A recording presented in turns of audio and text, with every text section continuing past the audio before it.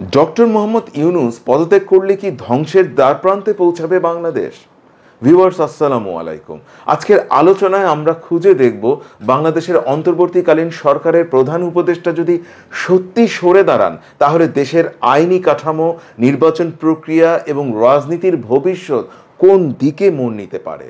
আপনারা জানেন ২০২৪ সালের জুলাইয়ের এক গণ অভ্যুত্থানের পর শেখ হাসিনার সরকারের পতন ঘটে এবং গঠিত হয় একটি অন্তর্বর্তীকালীন সরকার, যার নেতৃত্বে আনা হয় শান্তিতে নোবেলজয়ী ডক্টর মোহাম্মদ ইউনূসকে। সে সময়টিতে বলা হয়েছিল এটি হবে সংস্কার, বিচার ও অবাধ নির্বাচনের রূপক সরকার।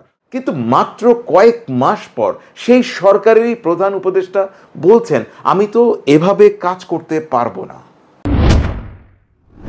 ডক্টর মোহাম্মদ ইউনূসের হতাশার মূল কারণ রাজনৈতিক দলগুলোর মধ্যে ঐক্যমত্যের অভাব, উপদেষ্টা মণ্ডলীর কিছু সদস্যের মধ্যে পক্ষপাতের অভিযোগ এবং রাজপথে লাগাতার অবরোধ ও আন্দোলন।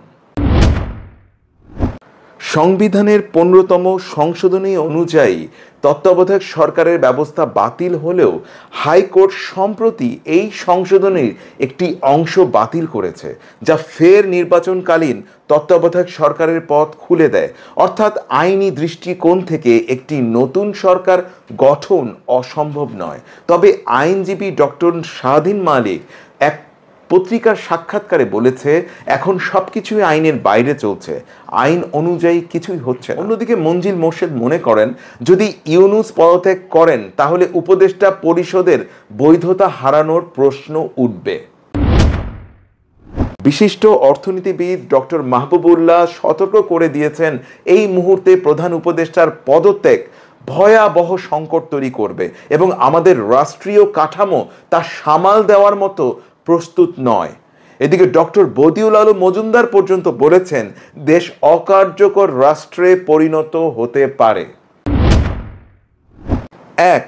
রাষ্ট্রপতি নতুন করে তত্ত্বাবধায়ক সরকার গঠনের চেষ্টা হতে পারে। ২. প্রধান রাজনৈতিক দলগুলোর মধ্যে আবারও ঐক্যের প্রয়োজন হবে। ৩. আন্তর্জাতিক মহলের চাপ ও ভারতীয় ভূ রাজনৈতিক প্রভাব আরও গভীর হবে। ৪. নির্বাচন অনিশ্চিত হয়ে পড়বে এবং জনগণের স্বপ্নে ছায়া পড়বে। আজ যে পরিস্থিতিতে আমরা দাঁড়িয়ে তা শুধু একজন ডক্টর ইউনূসের পদত্যাগ নয়, এটি আমাদের গণতন্ত্র, ভবিষ্যৎ এবং জনগণের স্বপ্নের অস্তিত্বের প্রশ্ন। সময় এসেছে রাজনৈতিক শক্তিকে এক কণ্ঠে ভাবার, না হলে ইতিহাস হয়তো আরেকটি বিপর্যয়ের সাক্ষী হতে চলেছে। এই বিশ্লেষণটি ভালো লাগলে ভিডিওটি শেয়ার করুন, লাইক দিন এবং চ্যানেলটি সাবস্ক্রাইব করুন, ফলো করুন ফেসবুকে। মতামত দিন কমেন্টে, আপনি কি ভাবছেন দেশের ভবিষ্যৎ নিয়ে।